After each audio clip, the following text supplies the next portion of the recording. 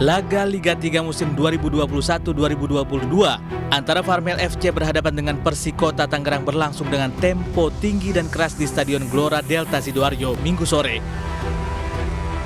Sejak peluit dibunyikan, wasit harus beberapa kali mendapat protes dari pelatih dan ofisial tim.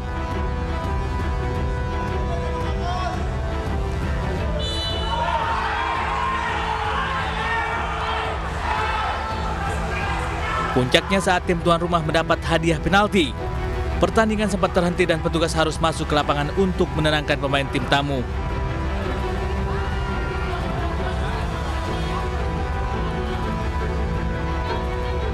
Meski pertandingan dilanjutkan, namun di babak kedua kericuan bahkan juga diwarnai adu jotos antar pemain di lapangan yang memaksa perangkat pertandingan menghentikan laga dengan tuan rumah Farmel FC unggul 3-0 atas Persikota Tangerang.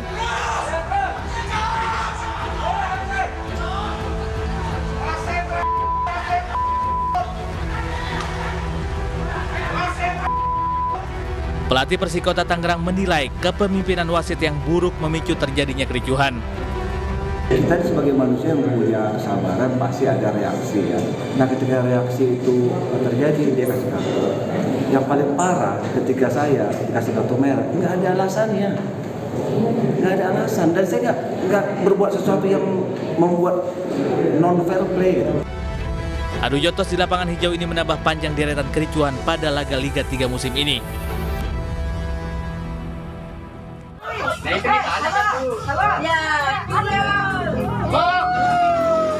Video amatir warga merekam sejumlah emak-emak menyerbu salah satu minimarket di Jalan Anggrek, Kota Palopo, Sulawesi Selatan. Bagaimana prosedurnya kalau mau didapai? Kendati sudah mengantri cukup lama, namun tak satu pun warga yang diberikan minyak goreng. Karyawan minimarket berdalih jika minyak yang tersedia diprioritaskan bagi warga yang telah mendaftarkan diri sejak 2 pekan lalu. Adu mulut antara karyawan minimarket dan emak-emak pun tak dapat dihindarkan. Mengenai pembagian yang tidak karena mendaftar semua dari warga Tempo di sini tidak ada semua namanya. Jadi itu dilayani dulu. Oh berarti ada namanya di sini itu yang dilayani. 2 minggu yang lalu katanya. Jadi kalau misalnya dapat boka begini, berapa per liter itu per orang per kakak? Oh 2 liter. Ya. Dengan harga? 28. 2 liter. Oh 28 ya. Berarti normal harganya itu. Jadi beginilah tata cara. Dengan penuh rasa kecewa, mama ini terpaksa meninggalkan minimarket. Warga berharap pemerintah dapat menyelesaikan krisis minyak goreng dan memberikan sanksi tegas terhadap oknum tertentu yang melakukan penimbunan. Nama-nama siapa yang akan mendapat guna menghindari.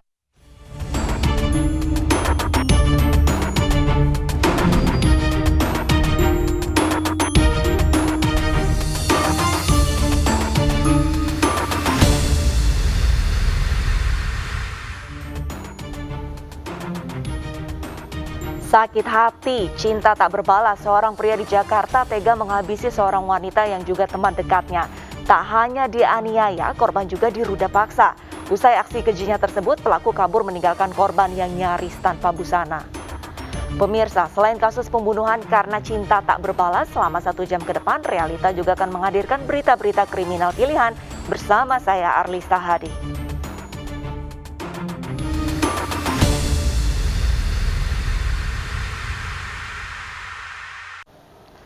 Kita ke informasi pertama pemirsa, 2 kelompok pelajar di Kota Tangerang, Banten terlibat tawuran hingga mengakibatkan 3 orang luka parah. Tawuran dipicu saling ejek di media sosial yang berujung pecahnya bentrokan.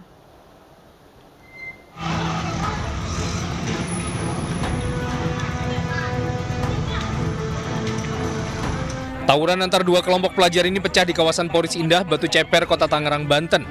Sambil berlarian, 2 kelompok pelajar saling menyerang satu sama lain menggunakan senjata tajam. Akibatnya, 3 orang alami luka bacok dan harus menjalani perawatan intensif. Aksi tawuran kelompok pelajar ini berhasil dibubarkan polisi yang dibantu warga sekitar. 6 orang pelaku diamankan yang semuanya masih di bawah umur. Tawuran dipicu saling ejek dan undangan di media sosial yang berujung bentrokan fisik. Terjadi awal dari chat yang dilakukan melalui sosial media IG, diantaranya menggunakan IG dengan akun 26 Tangerang Kota dan IG KL 15 PST. Ya, ini memang kerap kali terjadi undangan-undangan ataupun ajakan-ajakan tawuran melalui sosial media. Polisi mengamankan sejumlah barang bukti seperti hasil percakapan di sosial media dan senjata tajam yang digunakan dalam tawuran. Kini polisi masih memburu pelaku lain yang terlibat tawuran.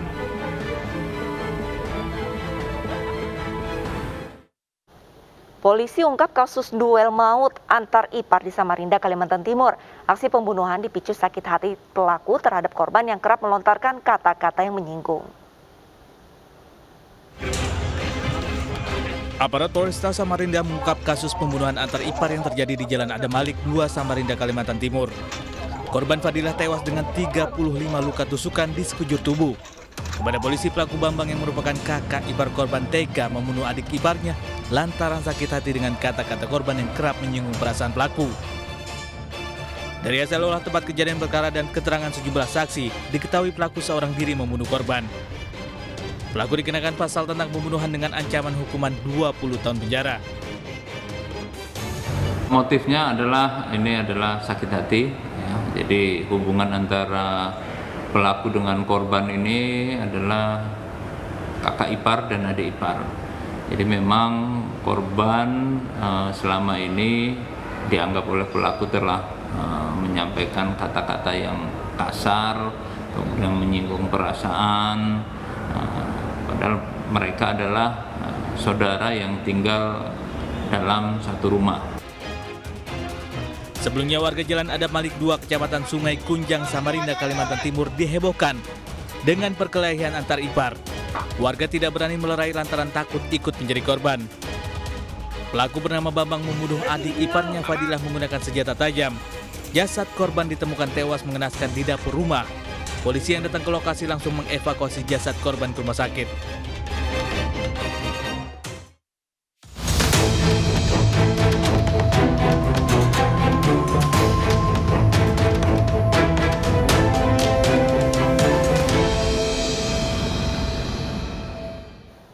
Misteri pembunuhan wanita muda yang jasadnya ditemukan dalam kamar kontrakan akhirnya terungkap.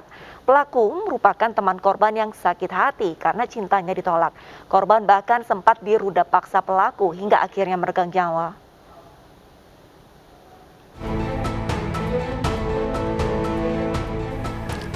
Polsek Sawah Besar, Jakarta Pusat mengungkap pembunuhan seorang gadis muda yang jasadnya ditemukan dalam kamar kontrakan di Jalan Mangga Besar. Menurut Kapolsek Sawah Besar, Komisaris Polisi Maulana Mukarom, tersangka yang merupakan teman dekat korban mengaku sakit hati lantaran cintanya ditolak. Korban mengaku masih belum bisa melupakan mantan pacarnya. Jawaban korban membuat tersangka emosi hingga terlibat cekcok. Korban pingsan dianiaya dan saat tidak sadarkan diri, tersangka meruda paksa hingga korban meregang nyawa. Adanya sakit hati dari tersangka kepada korban karena tersangka ingin hubungan yang lebih serius, namun dari korban menolak lah. Hasil keterangan dari pelaku kenal korban sudah cukup lama, kurang lebih 2 tahun, dan pelaku adalah dia bilang ya lumayan dekat ya dengan korban karena sering jalan bareng, terus kalaupun kerja sering dijemput, sering diantarkan pulang, seperti itu, Mbak. Tersangka kini mendekam di sel tahanan Polsek Sawah Besar. Polisi menjeratnya dengan pasal berlapis yakni pembunuhan, pencurian dengan kekerasan, dan pemerkosaan dengan ancaman hukuman 20 tahun penjara. Sebelumnya, warga Jalan Mangga Besar 13 Sawah Besar, Jakarta Pusat gempar dengan tewasnya seorang gadis muda penghuni kontrakan. Korban bernama Ayu Wulandari, berusia 21 tahun. Tewasnya korban pertama kali diketahui oleh sang kakak yang baru saja pulang ke rumah kontrakan dan mendapati korban tergeletak di lantai dengan kondisi nyaris tanpa busana. Sementara itu, dari hasil olah tempat kejadian perkara, polisi memastikan jika korban tewas dibunuh karena adanya luka bekas cekikan di leher. Selain itu juga terdapat bercak merah dan sperma di daerah sensitif korban yang dipastikan tindak perkosaan. Jasad korban dibawa ke ruang jenazah Rumah Sakit Cipto Mangunkusumo, Jakarta Pusat sebelum diserahkan kembali ke keluarga. Identitas wanita hamil yang tewas dibunuh di sawah di Tegal, Jawa Tengah akhirnya terungkap. Korban merupakan mahasiswi yang masih berusia 19 tahun asal Brebes. Keluarga tidak mengetahui jika korban sedang mengandung karena belum pernah pulang sejak bekerja di Tegal.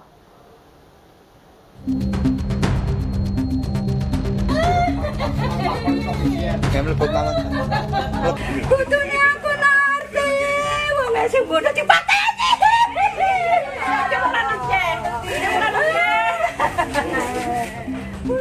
Tanijah tidak bisa lagi menahan emosi dan kesedihannya saat jenazah cucunya, Narti Dwiyanti, tiba di rumah duka di desa Karangsembung, Songgom, Kabupaten Brebes, Jawa Tengah. Narti Dwiyanti, wanita 19 tahun ini ditemukan tewas mengenaskan di persawahan desa Dukuturi, Kabupaten Tegal. Yang membuat keluarga terkejut, Narti dalam kondisi hamil 6 bulan. Selama ini korban tinggal dan bekerja di Tegal, sedangkan ibunya bekerja sebagai asisten rumah tangga di Malaysia. Sejak terakhir pulang ke rumah kakek neneknya di Brebes November 2021 lalu, Narti tidak pernah menceritakan soal kehamilannya. Keluarga berharap agar polisi bisa segera menangkap pembunuh cucunya dan dihukum berat.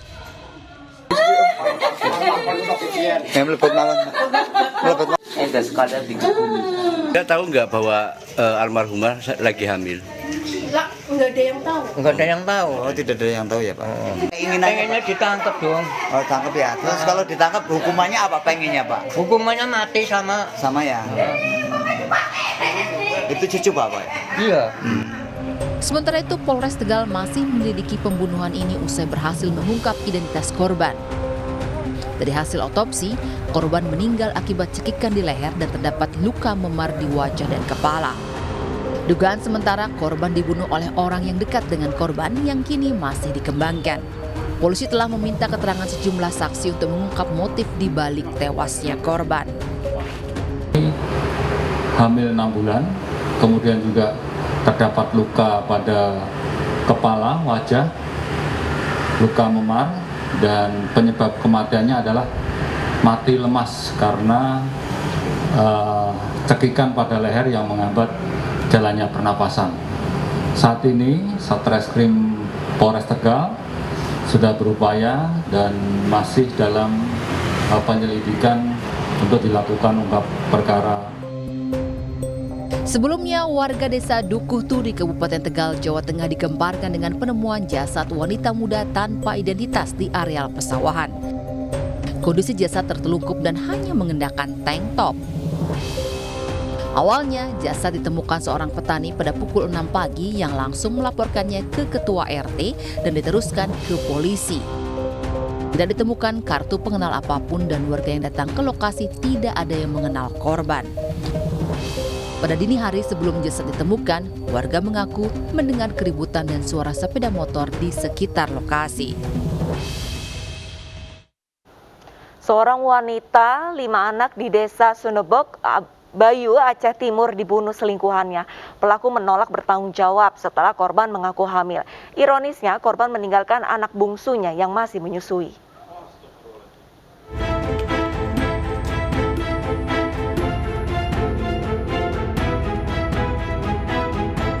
Inilah MJ pembunuh Asrawati, wanita dengan 5 anak yang jasadnya ditemukan mengenaskan di desa Sunebok, Bayu, Aceh Timur, Aceh.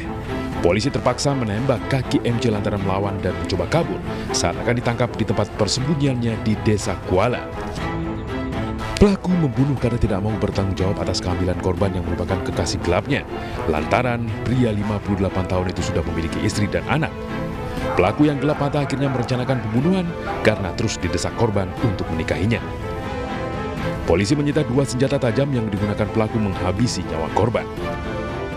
Hubungan asmara gelap antara pelaku dengan korban, di mana yang saat ini korban hasil daripada otopsi itu terdapat janin yang kurang lebih diperkirakan 3 bulan, diketahui meminta pertanggungjawaban daripada pelaku sehingga terjadinya suatu pertemuan tersebut dan cekcok.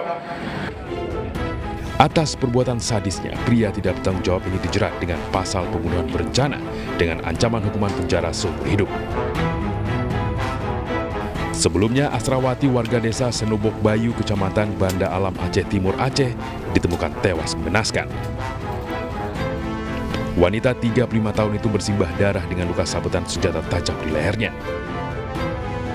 Sebelum ditemukan tewas, korban sempat pamit untuk mencari kayu bakar di tengah hutan untuk kebutuhan memasak. Namun hingga larut malam, korban tak kunjung pulang.